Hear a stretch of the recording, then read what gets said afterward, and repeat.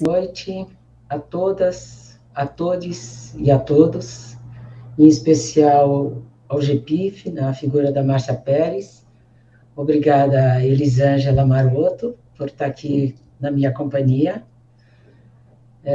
Fazendo minha autodescrição, eu sou uma mulher judia e, como tal, tenho as características étnicas desse povo.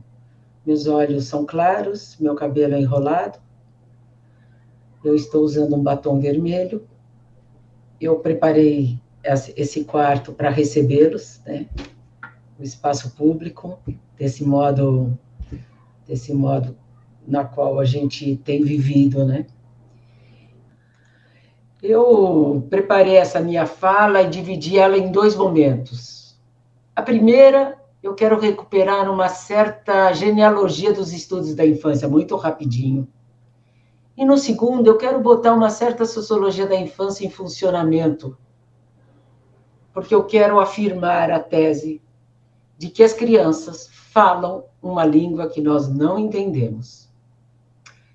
Se a sociologia da infância e mesmo os estudos sociais da infância tiveram a Europa como precursora, seja a Europa e os Estados Unidos, seja a Europa de língua inglesa, os Estados Unidos, ou francesa, ou mesmo Portugal, se de alguma maneira a ideia de que a infância é uma estrutura social na qual habitam diferentes gerações de crianças foram difundidas, esta ideia, pelos europeus, é certo que o Brasil trouxe para este campo dimensões invisibilizadas ou mesmo desprezadas pelos europeus, que são a importância e o atravessamento das crianças, das relações raciais, da dimensão indígena, sobre o que é ser uma criança negra ou indígena na sociedade ocidental. Além, é importante destacar que há um certo protagonismo brasileiro na contribuição a este campo. E eu vou destacar apenas dois expoentes da década de 40 e 50. Nem vou dizer todos os pesquisadores que vieram depois, com a explosão, vamos dizer, desse campo a partir da década de 90. Vou falar apenas de Florestan Fernandes e Virgínia Bicudo. Florestan Fernandes é largamente citada nos estudos sociais brasileiros, pois ele analisou e cunhou o nome de a cultura infantil a partir das trocinhas do Bom Retiro, que ele acabou fazendo seu TCC sobre as trocinhas do Bom Retiro, que ele evidenciou ali os processos de socialização das crianças dentro de um mesmo grupo. Ele estava preocupado em descrever como esse grupo se socializava, como ele se organizava. Mas não é que ele estava muito preocupado com as crianças, ou mesmo com a sociologia da infância. Não. O Florestan estava preocupado mesmo com esses processos de socialização, porque ele estava elaborando uma sociologia brasileira. Mas esse trabalho é quase como um grau zero dos estudos sociais da infância brasileira. Outra pesquisadora extremamente importante se chama Virgínia Bicudo. Ela trabalhou de maneira síncrona a Florestan da década de 40, também 50. E ali ela já antecipava o pensamento racial na infância, constatando o racismo nas décadas de 30 e 40 no Brasil. Apesar de Virgínia Bicudo ser extremamente importante para os estudos da infância, ela é muito pouco citada e permaneceu muitos anos invisíveis das ciências sociais, apesar que agora ela ressurge com força. E esta invisibilidade certamente se deu por ela ser mulher e negra. É preciso dizer que o Brasil, de certa maneira, vem arejando os campos dos estudos sociais, amplificando este campo do nosso modo, de como a gente pensa. a partir das epistemologias, seja elas subalternas, insurgentes, femininas, antirracistas, em conjunto com as teorias da interseccionalidade. E agregamos a isso as cosmovisões indígenas, sem desprezar os aportes teóricos do campo dos estudos da infância e do movimento sociológico em direção ao protagonismo dos sujeitos na relação com a estrutura social. Espero que dê para compreender. Por isso, há no Brasil ainda um debate sobre se a infância ela é singular ou plural, pois a Europa pensa a infância singular, já que é uma estrutura social, ou seja, em todas as sociedades há uma estrutura social chamada infância, na qual habitam crianças. Temos que ultrapassar um pouco esse debate circular, que é uma rotação no mesmo, a partir dos conceitos centrais, já longamente falados: protagonismo, autoria social, geração, infância singular, etc, etc, etc. Sigamos um pouco. No Brasil, com a rasura feita no campo da infância pelas dimensões raciais, de gênero, sexualidade e indígena, demos a este campo novas oxigenações e amplificamos. É certo que as relações de gênero e as crianças ainda é um tema fortemente policiado, em especial aqueles temas relativos, por exemplo, à transgeneridade e à infância, ou mesmo quando há uma sexualidade que as crianças anunciam não hegemônicas. Quando alguma criança tensiona e desvia deste projeto heteronormativo, que é uma microsociologia, esse projeto heteronormativo, presente em todas as instituições, este sim, como um kit heterossexual difundido por todos os lugares institucionais pela qual a criança habita.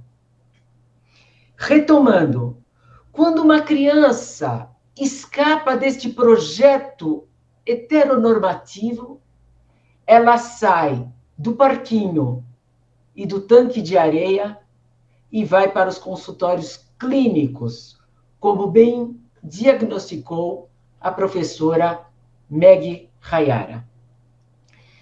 São exatamente as infâncias em dissidência que visibilizam toda a engenharia social, todos os dispositivos que são acionados e as iniciações sociais que incidem sobre as crianças, como bem anunciou Michel Foucault, não é de uma forma repressiva, mas de maneira produtiva, a construir corpos, desejos, etc.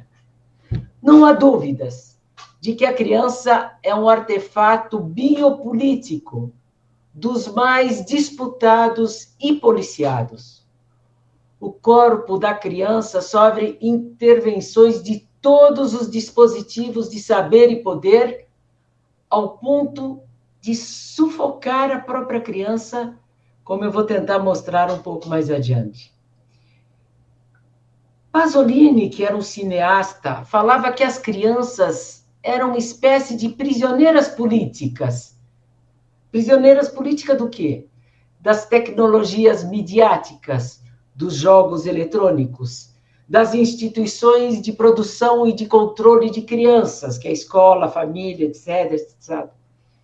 Mas os adultos também são prisioneiros políticos.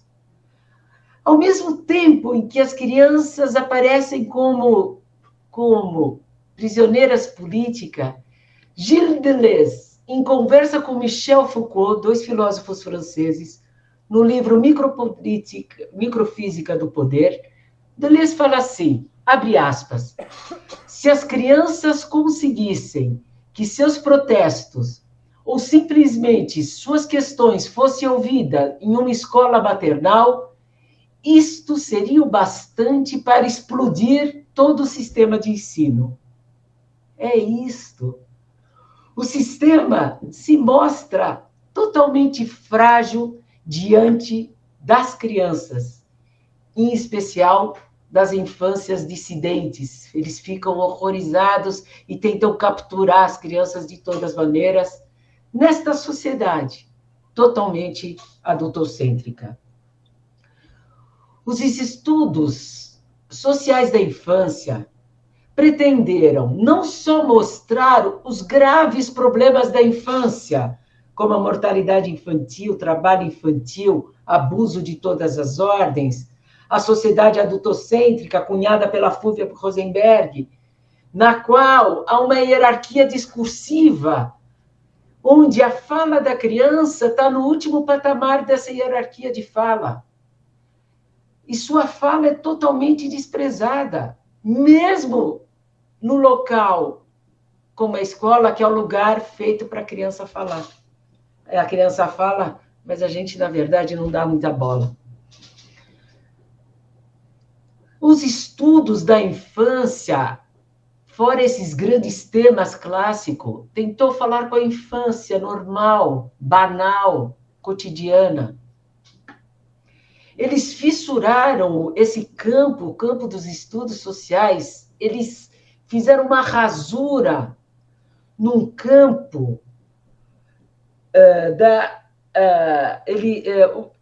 um campo que predominantemente falava sobre a criança, que era o campo da psicologia do desenvolvimento ou do comportamento. Esse campo que sempre falou sobre a criança. Mas eles sempre pensaram a criança em devir, como em desenvolvimento ou em comportamento, sendo a maturidade o alvo final de todas as etapas. Em última instância, para essas psicologias, mesmo a genética de Piaget, o que importava nesse percurso era o desenvolvimento ao adulto que se chegava. Os estudos da infância querem pensar a criança presente. Essa que importa. Como trabalhar com as crianças? Como escutá-las? Como trabalhar com uma população em situação de absoluta minoridade, subalternizada, cujas falas não têm valor e nem mesmo direito à voz, cuja concepção está impregnada na sua etimologia, enfant, sem fala, mas que, ao mesmo tempo, tem um estatuto jurídico que lhe impõe proteção e direito, além de uma infinidade de questões éticas, pois nunca acessamos as crianças diretamente. Será que é necessária metodologias específicas para pensar as crianças? A questão metodológica que se impõe, central, é que ponto de vista que eu tenho que adotar para entender o ponto de vista das crianças. Agora, por que não entendemos suas falas? Porque não queremos escutá-las. E porque o nosso repertório de escuta e cardápio analítico, em muitas das ocasiões, não alcança a criança. Ou seja, tudo que a gente sabe de análise, o nosso cardápio epistemológico, não alcança a criança. O que a pandemia visibilizou deste mundo incompreendido das crianças? Então, queria dizer que, primeiro, a gente fica o tempo inteiro buscando sentido, incessantemente, mesmo quando ele não há. Nós atribuímos. E as crianças nem sempre estão construindo ou buscando sentido, muito menos os bebês. O que elas e eles estão é em movimento. Um movimento, por vezes, sem finalidade, sem acúmulo, sem orientação. Há um pedagogo muito interessante francês chamado Fernando Deligny, que escreveu uma obra imensa, aqui está, chamada Obras, são textos. Fernando Deligny, ele trabalhava com crianças autistas da França e dizia que essas crianças autistas agiam e não faziam. Diziam que agir é o contrário do fazer, porque o fazer busca um objetivo. Isso serve para as crianças e para os bebês. Há ações e não fazeres. Ele contrapunha agir, uma atividade sem objetivo, ao fazer, atividade com objetivo. É certo que nosso menino de sentidos, ou como pesquisadoras, ou como professoras, sempre acionamos no interior da linguagem sentidos para ações e propomos os fazeres. Na realidade, transmutamos ações em fazeres. E as pedagogias são sempre composições de sentidos, intermediadas pelos adultos, para atingir a criança, sua aprendizada, sua conduta, seu comportamento, seu desenvolvimento, seu modo de ser, sua subjetividade. É certo que temos que fazer pedagogias, mas temos que ficar atentas ao que forçamos o tempo inteiro as crianças serem e fazerem. Quando nós nos remetemos às crianças que fomos, não recuperamos mais o ponto da vista da criança. A gente rememora uma infância, é a atmosfera da infância, sua cultura, que muitas vezes a gente fica nostálgica, e a criança é tudo outra coisa. Tem um outro autor, desculpe ficar nomeando autores, mas são pedaços interessantes, chamado Davi Lapojade, e que escreveu algo a partir do Etienne Sorriot, e ele contou a seguinte história, que uma criança colocou diversos objetos, grandes, pequenos, assim, ficou muito tempo pondo esses objetos, de uma maneira que ele achou a criança, de maneira que essa criança achou bonita, porque ele queria agradar sua mãe numa mesa. E aí a mãe chega, tranquila, distraída, pega um desses objetos do qual ela vai precisar, recoloca um outro no seu lugar de sempre e desfaz tudo. E quando as explicações desesperadas que acompanham os soluços contidos da criança lhe revelam a extensão do seu pouco caso, a mãe exclama desolada: "Ah, meu amor, eu não vi que era alguma coisa." Fecha aspas, essa é a história que ele conta. Lapojade escreve um livro sobre as pessoas que têm existências que ele chama de mínimas, as vidas minoritárias, que carecem de realidade, mas possuem potencialidades. São existências que lutam para existir como uma arte de ser. Será que as crianças podem ser pensadas nesta chave proposta por ele como existência mínima, que buscam, em seu modo de ser, uma arte de ser? Lapojade se pergunta: o que é que a mãe não vê? E arrisca. O que ela não vê é a disposição de um ponto de vista preciso da criança. Podemos dizer que é a alma da criança transportada para os objetos que a criança não vê. Isso é o Lapojade dizendo. E continua mostrando: a mãe vê os objetos, mas o que ela não vê é o modo de existência deles sob o ponto de vista da criança, toda a arquitetura esboçada diante de seus olhos. O que ela não vê é o ponto de vista da criança. Ela não vê que há que existe um ponto de vista ao modo da criança.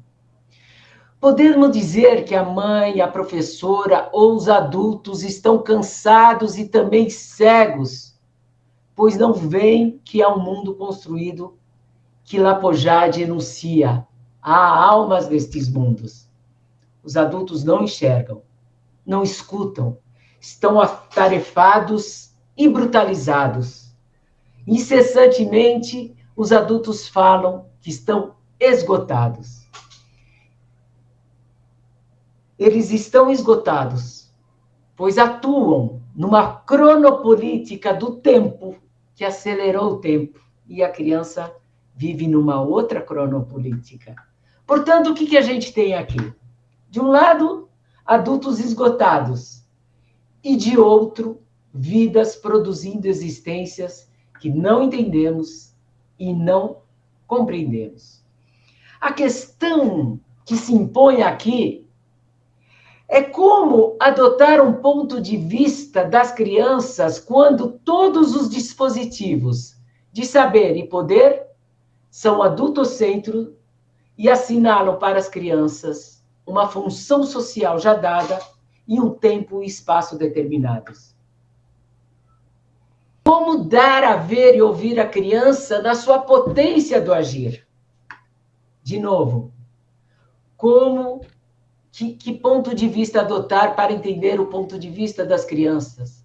Como nós, adultos, podemos escapar dos dispositivos de saber, poder, linguagens adultocêntricos? Vou contar uma história muito recente para vocês verem como é grave isto de não entender o que as crianças dizem. Seguimos mais um pouquinho. Aguentem firme. Durante a pandemia, ocorreu em um prédio da Barra da Tijuca, do Rio de Janeiro, o assassinato do menino de 5 anos chamado Henri Borel, que está em julgamento agora.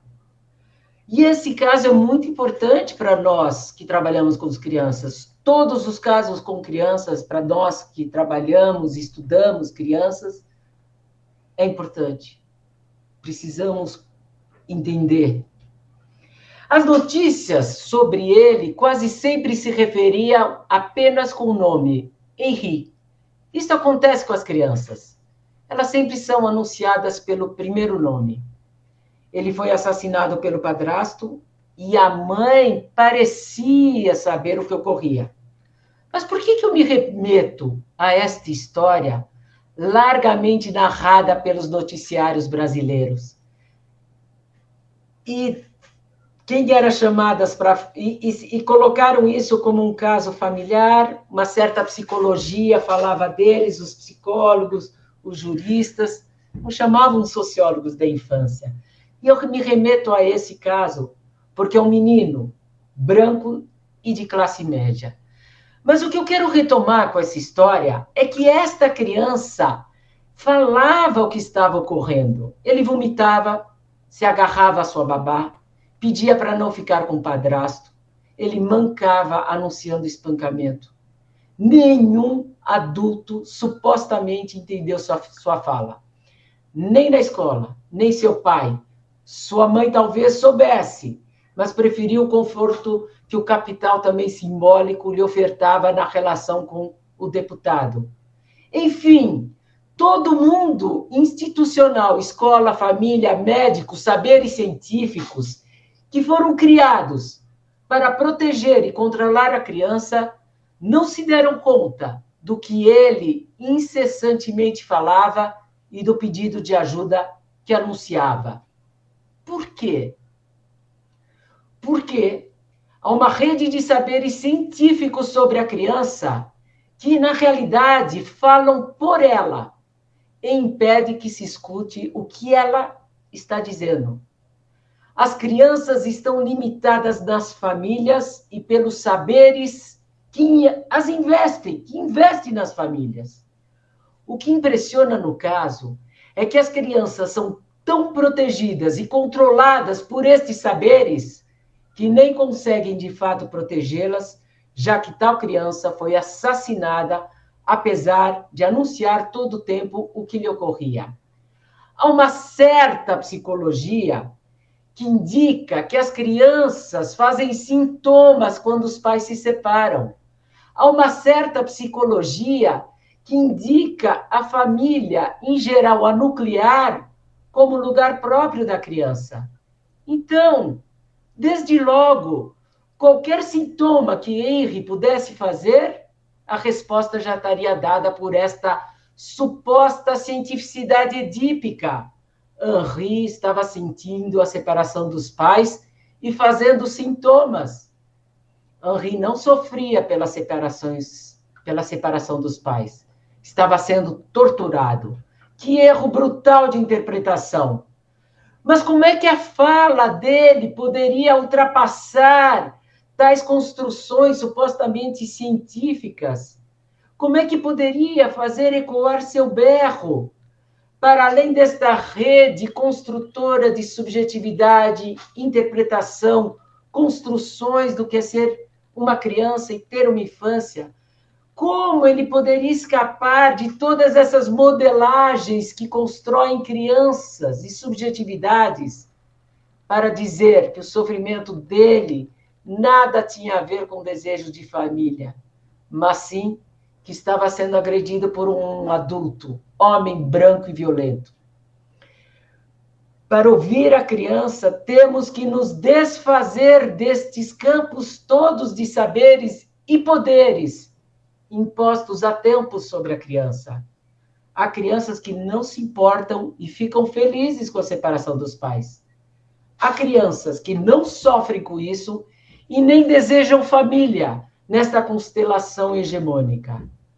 Há uma axiomática do capital que se une às múltiplas formas de semiotização em uma rede de saberes que são verdades apoiadas nas retransmissões institucionais que reverberam saberes em relação às crianças e que impede que as escutemos. Então, o que a gente tem?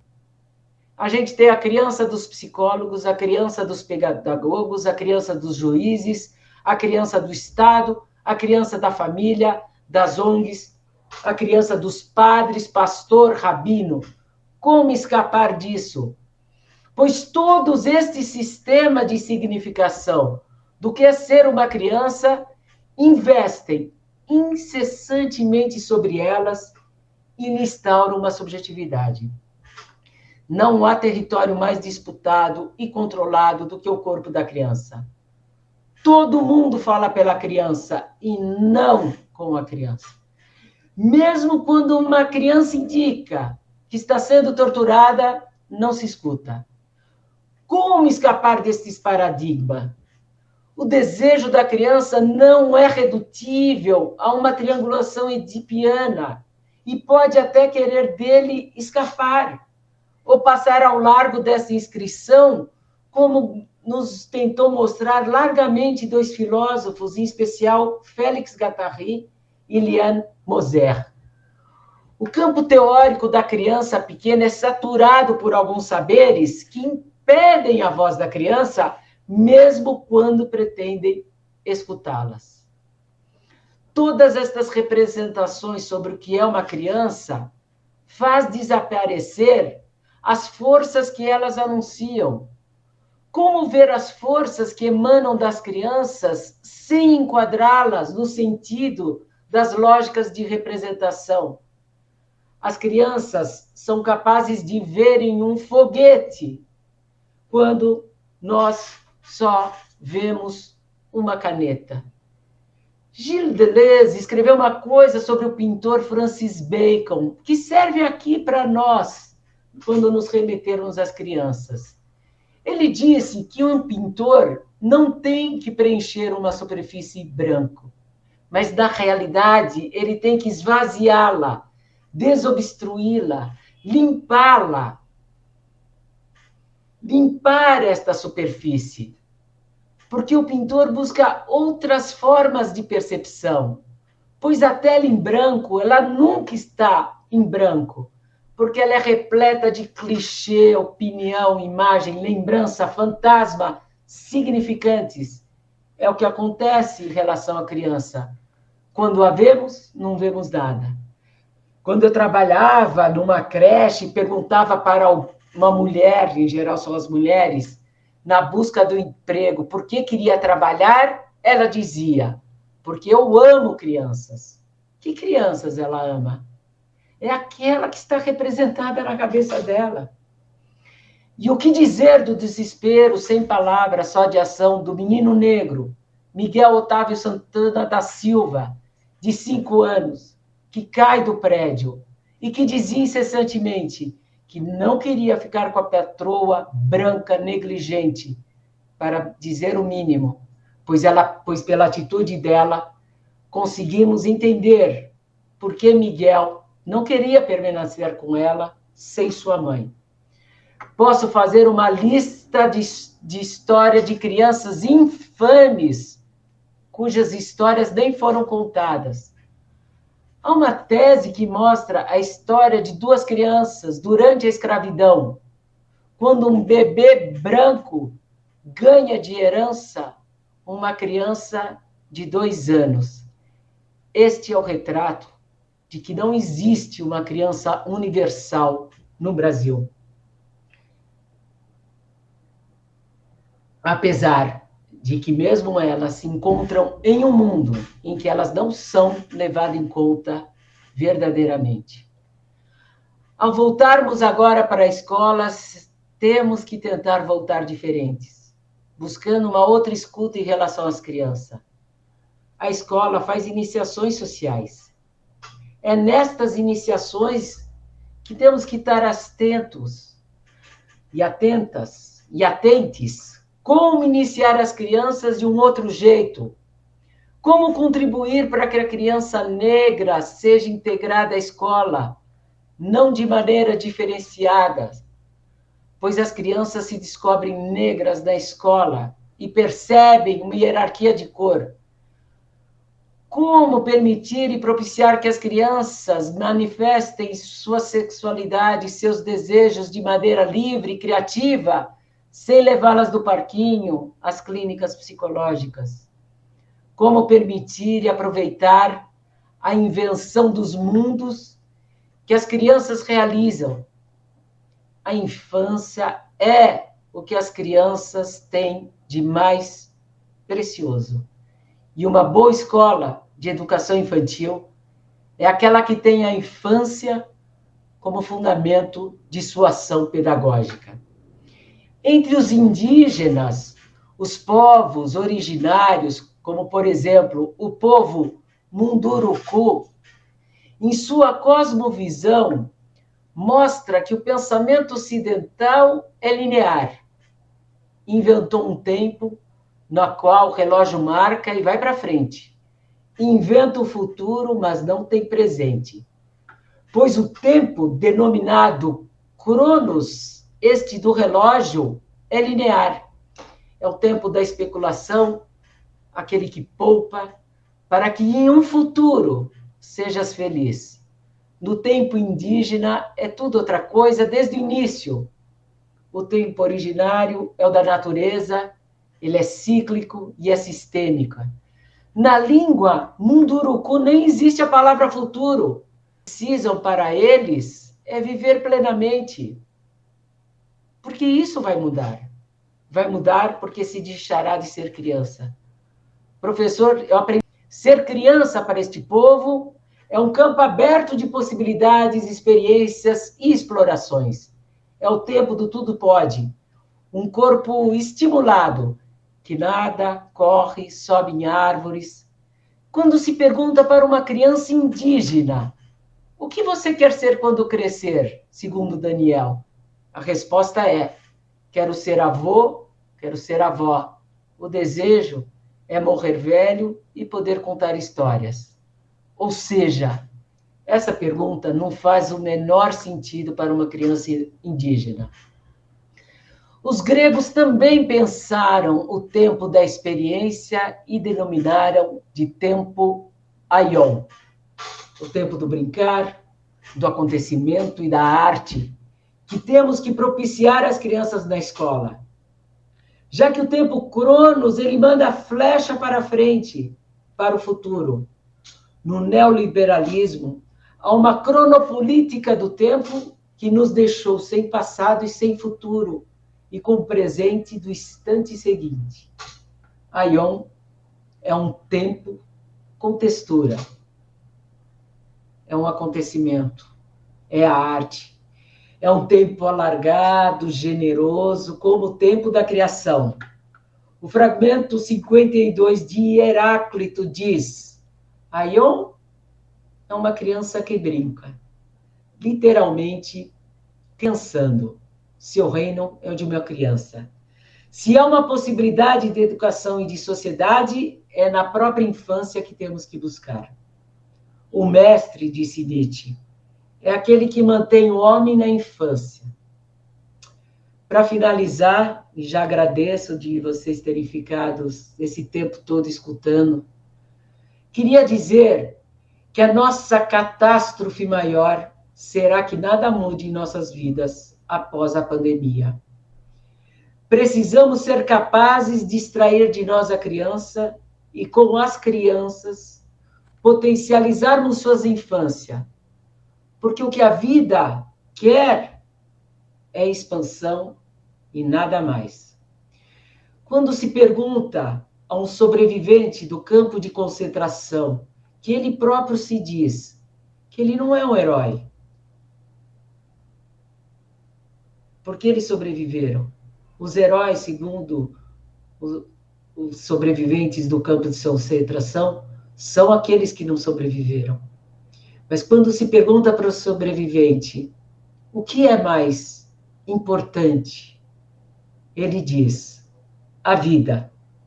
Não a minha vida individual, mas a vida coletiva, a vida dos animais, a vida das plantas, a vida dos planetas, a vida acima de tudo.